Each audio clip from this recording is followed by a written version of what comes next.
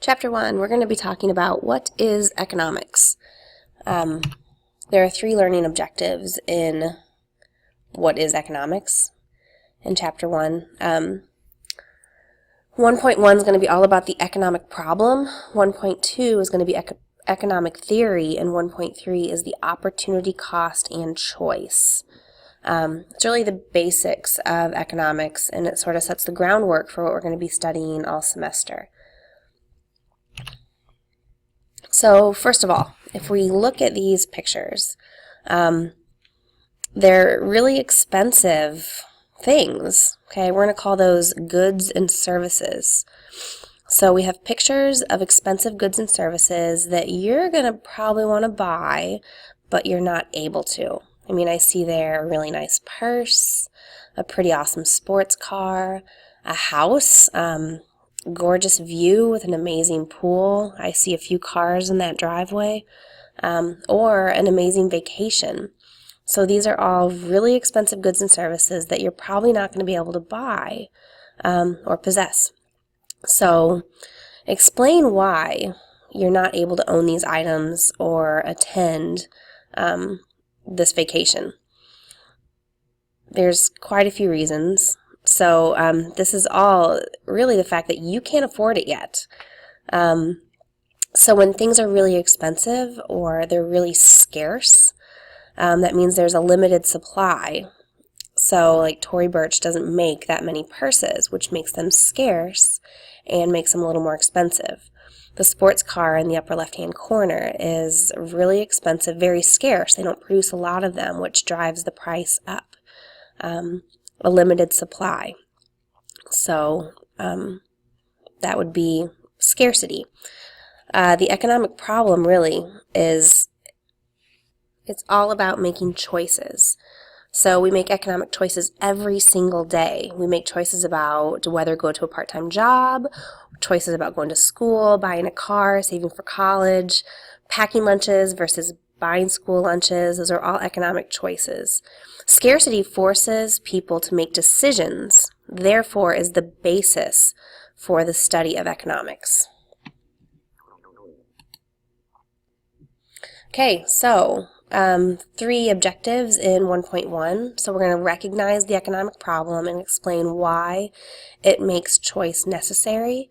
Identify productive resources and list examples, and define goods and services and explain why they're scarce. We have key terms right here. These are all things that we're going to define during this lesson. And you can read them all by yourself. So first of all, learning objective 1, economic choices. Economics is all about making choices. Let's see what's up here. Imagine you've been given $200 for your birthday, and you have to decide to spend it on a single item that you want that's priced below $200. So what would you choose to buy, and why would you make that choice? Is your decision an economic choice? Okay, that would be an economic choice. You have money. It's your choice what to do with it. You can choose to save it for college, save it for a car, save it for a really nice pair of shoes, or you can choose to take all your friends out to lunch. Those are all economic choices. It's choosing what to do with your time or your money, things like that.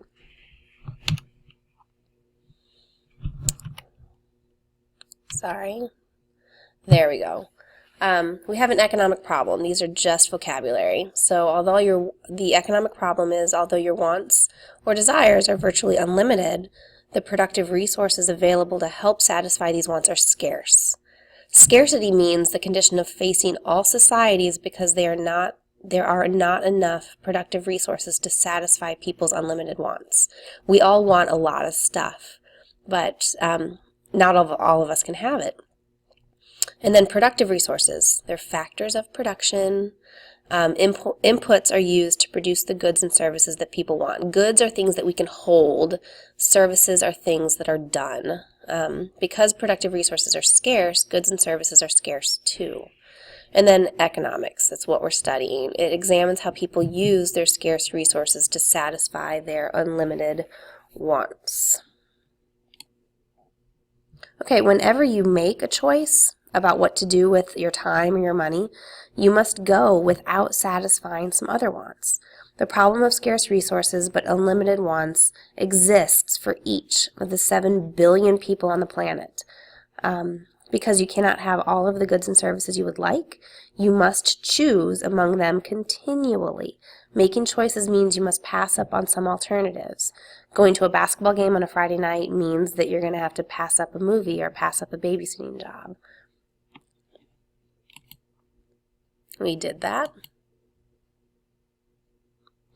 Okay, learning objective 2. Productive resources, also called factors of production, inputs, or simply resources, sort into 3 broad categories. We've got human resources, natural resources, and capital goods. These are things that you're going to have to know. When you see an item, you're going to have to know, is that a human resource? Is that a natural resource? Is it a capital good? So we're going to have to learn these definitions pretty well. First of all, human resources. Human resources is the broad category of human efforts, both physical and mental, used to produce goods and services. Human effort, so it's our ability to do something. We have labor, which is the physical and mental effort used to produce goods and services. And we have an entrepreneur, someone who tries to earn a profit by developing a new product or finding a better way to produce an existing one. That entrepreneur is going to be very important throughout our course. Without entrepreneurs, the world just wouldn't run. Nobody would develop new things, make more money, things like that. An entrepreneur seeks to discover profitable opportunities by purchasing resources and assuming risk. Risk is very important. It's the risk of success and it's the risk of failure.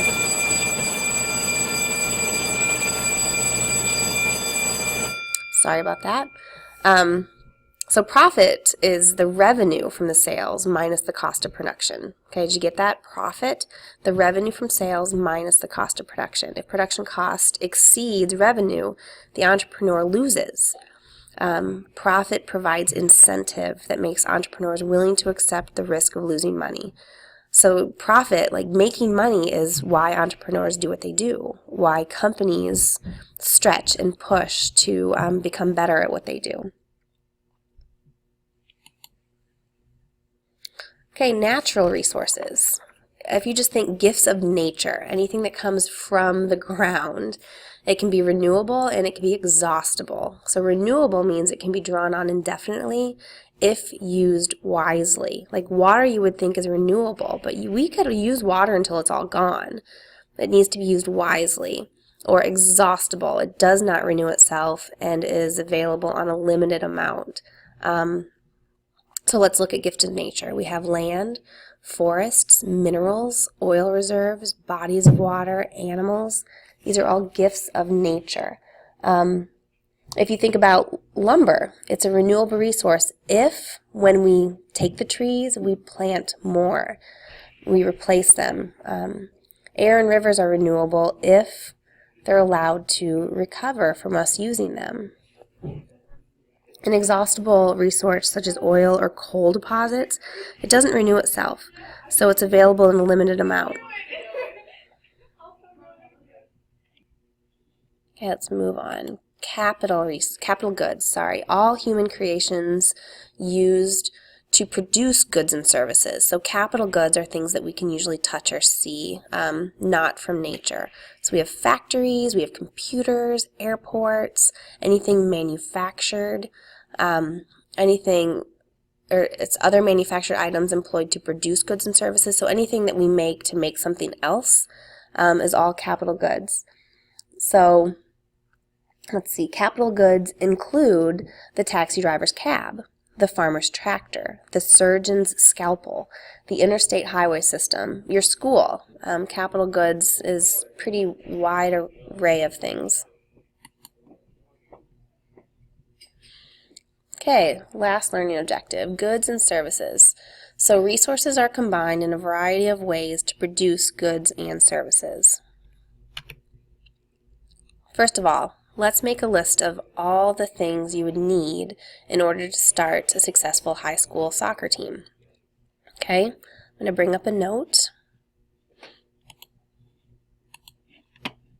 Oh goodness, we don't want these, sorry.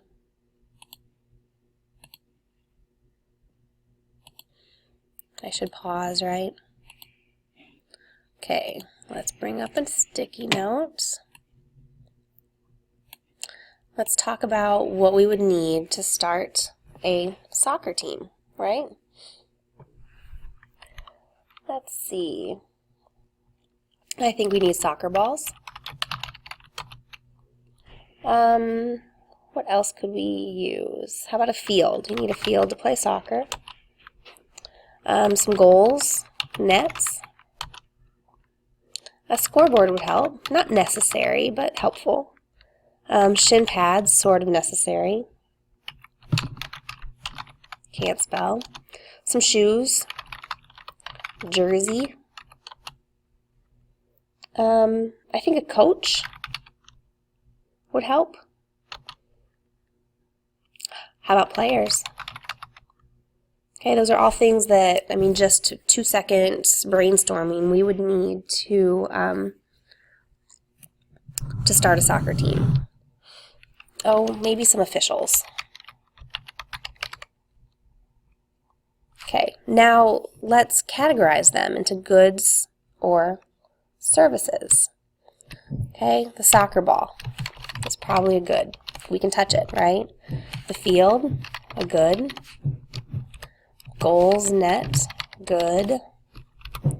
Scoreboard, we can see it. Whoops.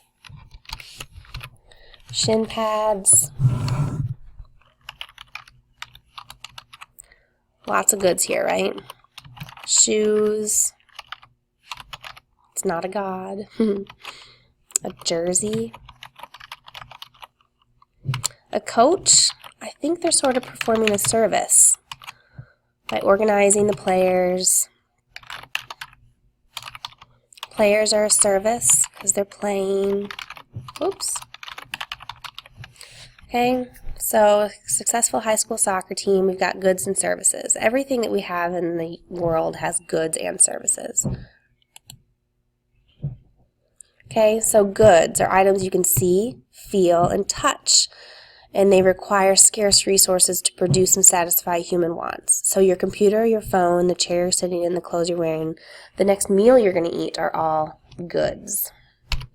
But services, something not physical, that required scarce resources to produce and satisfy human wants. So if you think about the musicians, musical instruments, chairs, a conductor, a musical score, which is like the music, and a music hall, those all combine to produce the service of Beethoven's Fifth Symphony.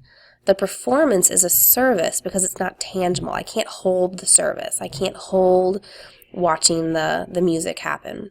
It's not physical. So if you think about internet connections, your guitar lessons, dry cleaning, haircuts, waitresses, those are all services. So it's not physical, but it still required scarce resources to produce and satisfy human wants. Okay, the fact that there's no free lunch. So all goods involve a cost to someone. The lunch may seem free to you, but it draws scarce resources away from the production of other goods. Also, whoever provides a free lunch often expects something in return. That's really important. Because goods and services are produced using scarce resources, they are themselves scarce. A good or service is scarce if the amount of people desired exceeds the amount available at zero price. So not everything is scarce. We would prefer to have less garbage, less spam, less pollution. These things are called bads, the opposite of good, duh. So that's not everything is scarce. Some bad things, they're just produced too much.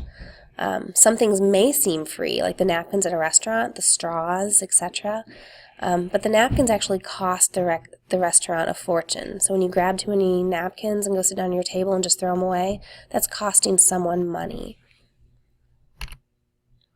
And there's a great video here.